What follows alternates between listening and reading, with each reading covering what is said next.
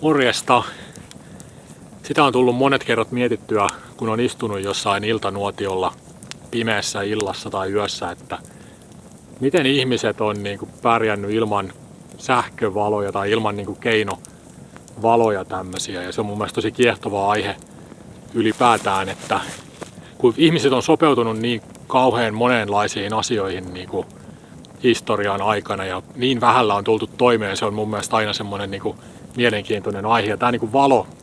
on yksi aika iso juttu ja siis täällä pohjoisessa vielä todella iso juttu, kun ajattelee, että kuinka lyhyitä päivät on nytkin tässä marraskuun lopulla jo. Ja kaikenlaista pitäisi silti saada tehtyä ja jos ajatellaan, että ei olisi nykyaikaisia sähkövaloja käytössä, niin miten semmoinen elämä voisi edes toimia. Ja mä itse asiassa vähän selvittelin sitä asiaa huvikseni tossa, koska niin monta kertaa pyöritellyt sitä asiaa mielessäni. Toi savu hakeutuu mun seuraan kauhean hanakasti tossa, mutta niin ihan ensimmäiset semmoiset rasvalamput, eli semmonen kuppi, mihin on laitettu jotain eläimen rasvaa ja siinä on poltettu sitten pientä liekkiä, niin semmosia tunnetaan jo jostain 17 000 vuoden takaa, siis että niitä on ihan löydetty semmosia astioita sieltä jostain Ranskan luolista, missä on ne isot kalliomaalauksetkin ja semmosen pienen tulen valossa sitten niitä maalauksiakin on varmaan sinne tehty ja niitä on varmasti ollut siis ties kuinka kauan, että se, että niitä on löydetty ja pystytty ajoittamaan niin vanhoja, niin sehän ei tarkoita tietenkään sitä, etteikö niitä olisi ollut olemassa jo ennen sitä ja sillä lailla varmaan siis niin kauan kuin tulta on käytetty, niin sitä on pyritty sitten käyttämään myös valona ja näin, että voi kai olettaa sillä lailla. No sitten öljylamppu, missä on säiliö ja ja niin semmonenkin on kauhean vanha keksintö. Niitä on ollut joskus jo vuonna 500 ennen ajanlaskun alkua, eli 2500 vuotta ainakin niitä tiedetään olleen. Ja siinä vaan kesti kauhean kauan, että valopetrooli sitten mullisti öljylamput, että sit vasta niihin saatiin semmoinen kunnollinen valovoima niihin lamppuihin, että ne ensimmäiset ei ollut varmaan kovin tehokkaita ja valopetrooli keksittiin vasta 1858 ja se oli semmoinen viimeinen iso kehitysaskel öljylampuissa ja sitten ensimmäinen patteri keksittiin sitten jo 1896, eli vaan tyyliin 40 vuotta sitten valopetroolin keksimisen jälkeen. Ja sitten se paristo mahdollisti taskulampun, joka keksittiinkin heti sitten paristojen jälkeen 1899. Ja ne oli tietysti ihan onnettomia ne sen aikaiset taskarit, että se nimi flashlight tulee ilmeisesti just siitä, että se oli semmoinen tosi lyhytaikainen se valo, että sen aikaisen se pariston jännite ei mitenkään kantanut pitkälle, että se oli tosi vaatimatonta valoa se, mutta kumminkin tommonen sähköinen keinovalo. Ja Suomessa on oltu niin köyhiä, että täällä on ollut vähän omia sovelluksia, ettei ole ollut niitä öljylamppujakaan sitten aina, niin on ollut semmoinen naurislamppu, eli nauriiseen on koverrettu tai nauriista on koverrettu astia, sit siinä on poltettu jotakin rasvaa ja jostain pellavasta pieni semmoinen sydän siinä ja semmoinen naurislamppu on ollut semmoinen meidän ilmeisesti alueellinen erikoisuus ja sama sitten päreiden polttaminen, mistä on vissiin jäänyt tää sanonta elämään sitten, että polttaa päreensä. Mä en tiedä mikä niiden yhteys on, mutta päre on ollut sitten taas semmoinen pitkä puusoiro, mikä on revitty männystä irti ja se on kiilattu sitten johonkin hirsien väliin tai johonkin mihin on saatu ja se on sytytetty ja sitten sen päreen pienessä valossa on sitten pystytty tekemään jotain käsitöitä ja muuta, että on se varmaan ollut aikamoista touhua tommonen, että kauhean vaikea kuvitellakaan, mutta mäkin olen sitten vähän tehnyt semmoisia testejä huvikseni ja saadakseni vähän sitä fiilistä, että minkälaista se on voinut olla, että jos valo olisikin vaan jonkun tulen varassa eikä minkään sähkölaitteen tai välttämättä edes sen öljylampun varassa, niin kun se öljylamppukin on ollut vähän semmoinen, siis jos ajattelee vaikka jotain tämmöisiä metsänkävijöitä erämiehiä tai muita metsässä kulkijoita, niin ei niillä nyt varmaan mitään kauheata öljyvarastoa on niin kuin mukana ollut tai sillä lailla, että se ei semmoista öljylamppuakaan ole varmaan niin kuin pystytty ehkä käyttämään ihan niin paljon kuin olisi niin kuin haluttu tai näin, että tämmöisillä niin kuin haja-asutusalueilla ja tämmöisillä varmasti ollut niin kuin hankalaa. Se ei ole mikään, se on vaan ihan semmoinen oma niin kuin pohdiskelma tästä aiheesta ja sillä lailla. Ja mä voin vaan siksi ajatellut, koska meillä on just ollut nämä omat erikoisuudet, se niin kuin päre ja sitten toi naurislamppu, että jostain syystä johonkin tarpeeseen ne on niin kuin ollut ne naurislamput ja muut, että jos olisi ollut kauheasti öljylamppuja ja öljyä, niin ei semmosia varmaan olisi niin kuin tarvittu tai näin. Mä en siitä tarkemmin tiedä sit niistä, että miten se niin kuin ajallisesti menee, mutta Suomi on niin kuin sähköistynyt sitten 1920 niin kuin siis laajemmin. Et ensimmäiset sähkövalot oli joskus 1882 vissiin niin kuin jossain tehtaissa. Aika samanaikaisesti ilmeisesti Pasilassa ja Tampereella jossain konepajoilla niin kuin testattiin sähkövaloja, mutta ne ei niin kuin,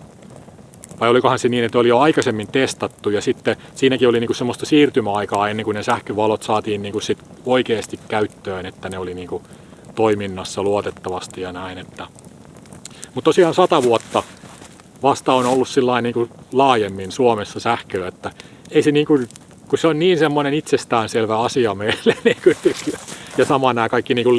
tehokkaat LED-lamput ja kaikki, niin ne on semmoisia niin kuin ihan itsestäänselviä asioita meille, mistä ei me niin kuin oikein osata kuvitella maailmaa ilman tämmöisiä juttuja, mutta siitä ei ole loppujen lopuksi kauhean kauaa sit kuitenkaan aikaa. Et se on mun mielestä tosi niinku kiehtovaa, että niinku ylivoimaisesti suurin osa ihmisten historiasta on eletty just jossain semmoisissa onnettomien pikku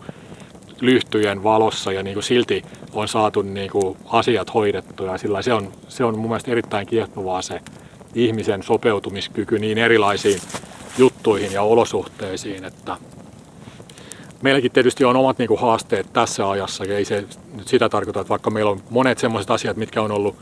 hankalia joskus historiassa, niin on meille nyt ihan, niinku, ettei ne on meille niinku ihan itsestään selviä, mutta sitten taas meillä on ehkä niinku erilaisia haasteita ja sillä lailla, mutta että kuitenkin se on joskus hauska niinku koittaa mennä semmoiseen mielenmaisemaan niinku sillai, että miten kaikki niinku millaisena se elämä on niin kuin koettu ja niin kuin ympäristö on koettu semmoisen niin kuin pienen lepattavan liekin valossa. Ja siitä tulee sitten taas niin kuin aasinsiltana mieleen nämä niin kuin vanhat uskomukset ja tämmöiset tarustot, että joku metsänhaltijakin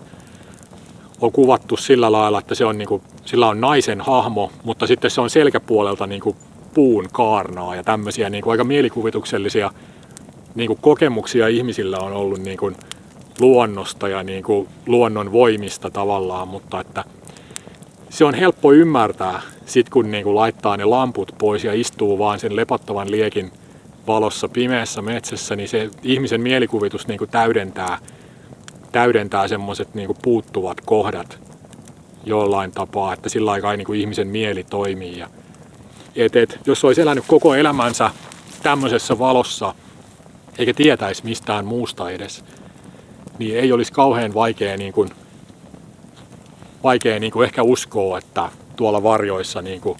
olisi jotakin niin kuin muuta kuin mitä siellä päivässä aikaan voi nähdä ja näin. Että tavallaan se varmaan niin kuin ainakin mun maalaisjärjellä ajateltuna se niin kuin selittääkin aika paljon semmoista ihmisten taikauskoisuutta niin kuin varmasti ja näin, että maailmasta ei ole vaan niin kuin tiedetty niin kuin kauheasti ja sitten se pimeys on ollut oikeasti pimeyttä, eli sinne ei ole vaan niin kuin nähty sinne pimeeseen, ei ole ollut semmoista vaihtoehtoa, että nyt tästä vaan säädänpä tästä 400 lumenia ja katsotaan mitä siellä menee, niin semmoista vaihtoehtoa ei ole niin kuin ollut olemassakaan, että jotenkin tosi mielenkiintoista. Sitähän voi niin kuin itse kukin kokeilla, että esimerkiksi jos menee niin kuin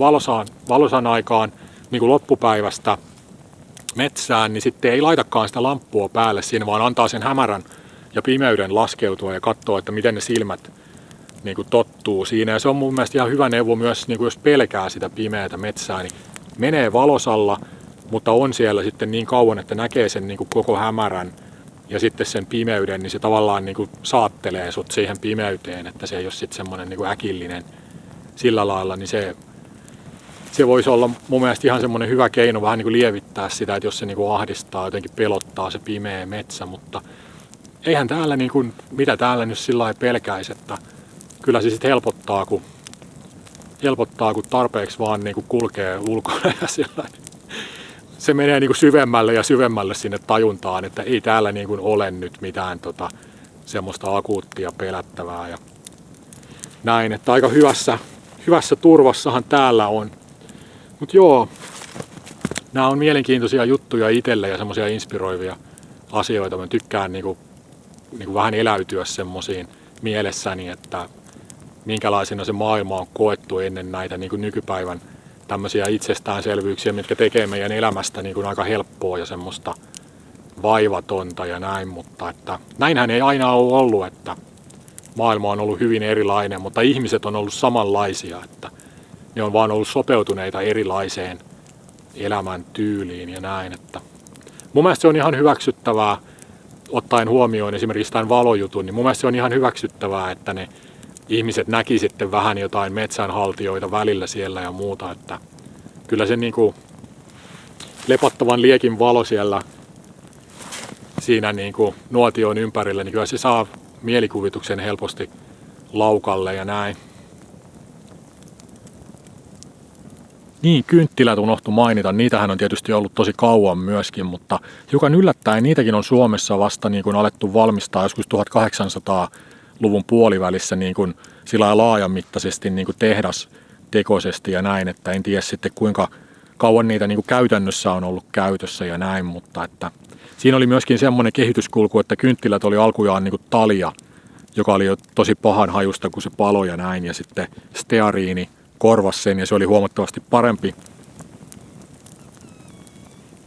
Tämmöisiä mietteitä täällä marraskuun pitkässä ja pimeässä illassa. Kyllä noista niin kuin juurista on aina hauska tietää vähän lisää jotain asioita,